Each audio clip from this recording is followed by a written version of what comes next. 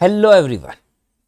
Class 11th में कम marks आए हैं। बहुत सारे बच्चे ऐसे होते हैं जिनके क्लास 11th में कम मार्क्स आते हैं, लेकिन वो ये सोचते हैं कि अगर मेरे क्लास 11th में मार्क्स कम आए हैं, अब मैं 12th में या जेई के अंदर या नीट के अंदर या सीयूटी के अंदर अच्छा परफॉर्म नहीं कर पाऊंगा, क्योंकि मैंने एक साल अपना ऑलरेडी खराब कर दिया, मेरा बेस वीक हो गया है, तो अब मैं यहाँ पे कवर नहीं कर सकता। डिमोटिवेट हो जाते हैं और सोचने लगते हैं कि बस मैं अब हार गया, अब मेरे बस का नहीं है। क्या सच में ऐसा है कि अगर क्लास 11th में कम मार्क्स आते हैं, क्लास 11th की मार्कशीट की बात करिए तो कहां काम आती है? जरा कमेंट बॉक्स में मुझे जरूर बताना, ठीक है। अगर कहीं काम आती भी है इन फ्यूचर तो बहुत अच्छी बात है। क्या हम क्लास 12th को सुधार सकते हैं?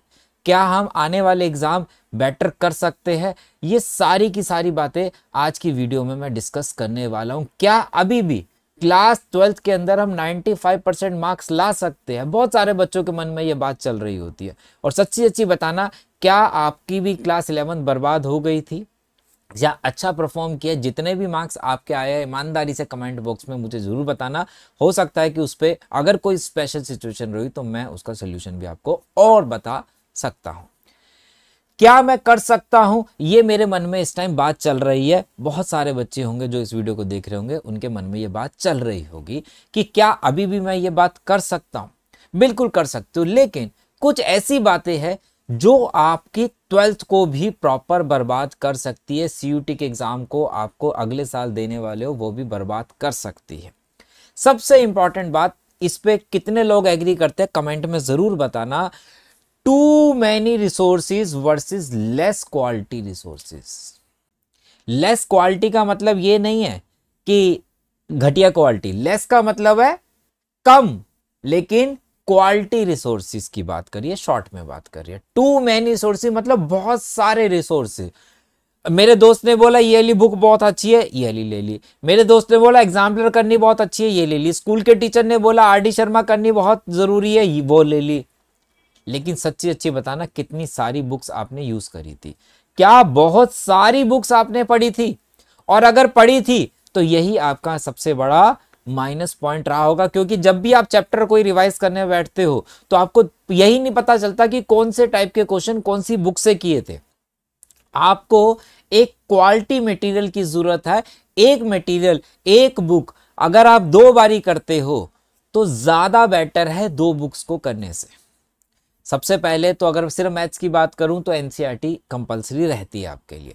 तो एनसीईआरटी के अलावा आप एक अच्छा मटेरियल ले सकते हो। अगर आपको मैथ्स का ही मटेरियल चाहिए, मैं एक जनरली बात बता रहा हूं, एनसीईआरटी करना मस्ट है। और ज्यादा मटेरियल चाहिए तो टेलीग्राम ग्रुप ज्वाइन कर लेना। फ्री में आपको assignments, previous year question, sample papers, DPP सारी इस पे आपको मिलती रहेगी, ठीक है, चैप्टर वाइज।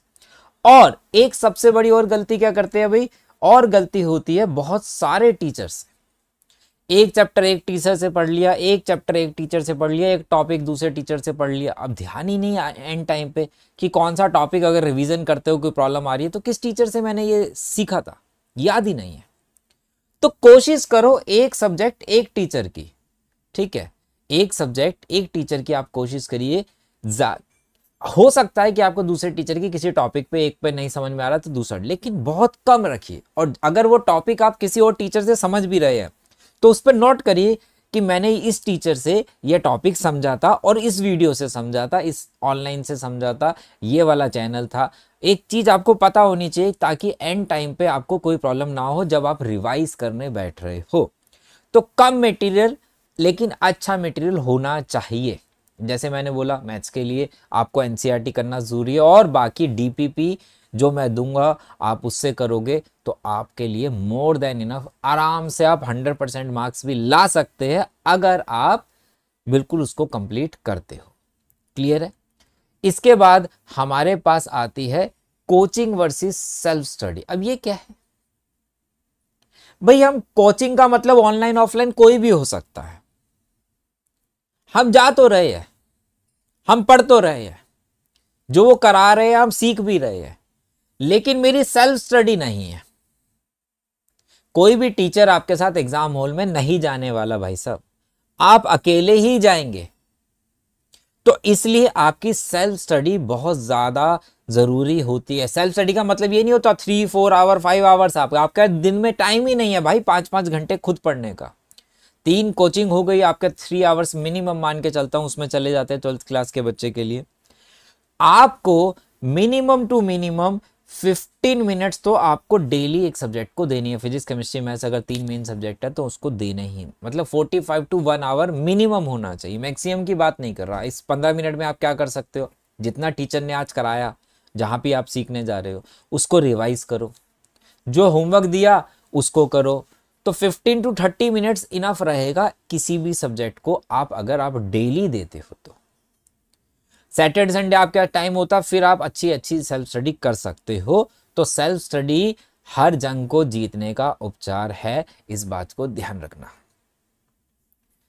अभी तो भैया बहुत टाइम है, पढ़ लेंगे, एग्ज़ाम तो मार्च में होंगे, फरवरी में स्टार्ट होंगे, अभी तो अप्रैल ही चल रहा है, कल से पढ़ लूँगा, नेक्स्ट वीक से पढ़ लूँगा, अगले महीने से पढ़ लूँगा, अभी तो वेकेशंस आएगी उसके बाद पढ़ लूँगा। भाई ऐसी गलती बिल्कुल, और ये कभी भी, कल जो है कभी भी नहीं आएगा।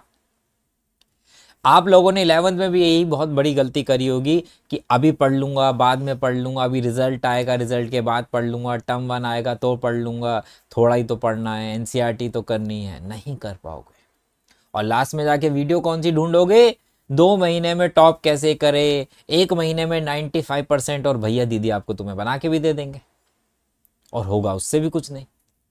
तो अभी से आपको पढ़ना पड़ेगा। इसीलिए बोलता हूं कि बैकलॉग्स मत होने देना। आज जो कोचिंग में आप पढ़ रहे हो, ऑनलाइन ऑफलाइन दोनों में से कहीं भी पढ़ रहे हो, किसी भी टीचर से पढ़ रहे हो, बैकलॉग्स नहीं, जो टीचर करा रहा है उसको साथ के साथ आपको खत्म करना है। आने वाले टाइम में क्या हो जाता है, फिर पुराना तो करना ही करना है, और जो नया चल रहा है उसमें डाउट होता है कि ये पढ़ूं कि पुराना पढ़ूं।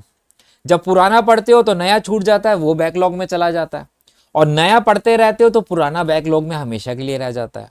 वो कभी भी बैकलॉग नहीं कंप्लीट हो पाती, क्योंकि आने वाले टाइम में आपके प्री बोर्ड हो गए, टर्मिनल हो गए, फाइनल्स हो गए, प्रैक्टिकल हो, वो बोझ बढ़ता ही रहेगा, कभी कम नहीं होगा। आप 11th में झांक के देख लो, आपने ऐसी बहुत सारी गलतियां करी होगी ऑलरेडी। रिवीजन इज ए की ऑफ सक्सेस। भाई रिवीजन के बिना कुछ नहीं है। आज नोट कर लो, कोई टीचर जितना मर्जी, मैं अपनी बात कर लूं, कोई भी टीचर जितना मर्जी बेस्ट हो, आपको 100 मार्क्स अगर चाहिए, 95 चाहिए, 90 चाहिए, वो टीचर सिर्फ आपको गाइड कर सकता है, कॉन्सेप्ट क्लियर करा सकता है, क्वेश्चन दे सकता है, क्वेश्चन समझा सकता है। 1 दिन ध्यान रहेगा आपको क्वेश्चंस के लिए, 2 दिन ध्यान रहेंगे, 3 दिन कॉन्सेप्ट याद रहेगा, 5 दिन रहेगा, 1 वीक के बाद वो कॉन्सेप्ट आप भूलने लग जाओगे, और धीरे धीरे पूरा भूल जाओगे अगर आप रिवीजन नहीं करते हो तो रिवीजन सबसे ज़्यादा ज़रूरी है आप लोगों के लिए। इसलिए रिक्वेस्ट करता हूँ कि रिवीजन हफ्ते में 1 या 2 दिन सिर्फ और सिर्फ रिवीजन होनी चाहिए, जिसको आप सेल्फ स्टडी में ही कवर करें। रिवीजन वो नहीं कि टीचर कोई रिवाइज करा रहा है, 1 शॉट देख के रिवाइज ना, आपको करनी है। और अटेंड रेगुलर क्लासेस, आपको क्लासेस को रेगुलर अटेंड करना है। अगर ये नहीं करोगे, कुछ छूट जाता है, फिर आपको कवर करने का टाइम नहीं, और वहीं से आपकी बैकलॉग्स बननी स्टार्ट हो जाती है। तो यही सारी गलतियां होती है। आप चेक कर लेना, आपने 11th में भी यही, इनमें से कौन कौन सी गलती करी थी, मुझे जरूर बताना। इसके अलावा भी कोई हो तो वो भी कमेंट में बता देना। रील देखना, टाइम पास करना, ये कुछ और भी गलतियां। भाई रील देखने में बहुत मजा आता है, 5 मिनट के लिए चलाते, चल 5 मिनट देखता हूँ उसके बाद पढ़ लूंगा, वो 5 मिनट्स 1 आवर में कब कन्वर्ट हो जाते हैं भैया, रील खत्म ही नहीं होती। इतनी देर में कोई और काम करने का टाइम हो जाता है, फिर हम वहाँ चले जाते हैं। तो ऐसी गलतियां बिल्कुल मत करना, नहीं तो बहुत दिक्कत में आ जाओगे। आज से ही पढ़ना स्टार्ट कर देना।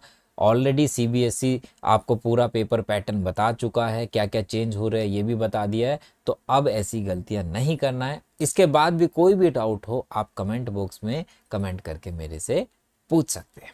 चलिए मिलते बेटा नेक्स्ट वीडियो में। Bye bye, take care.